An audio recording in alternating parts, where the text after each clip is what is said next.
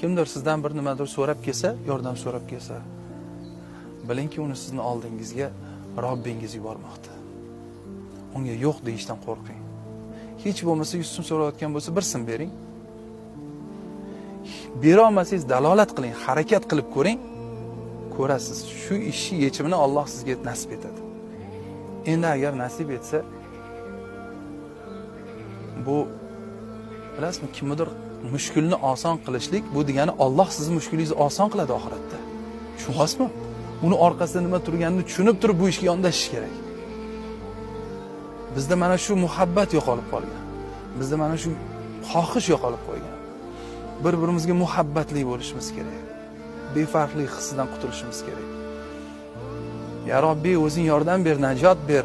Gunohlarimni kechir, oralarimizni, qalblarimizni, oralarimizni isloh qil deya duoda bo'lishimiz kerak hamisha.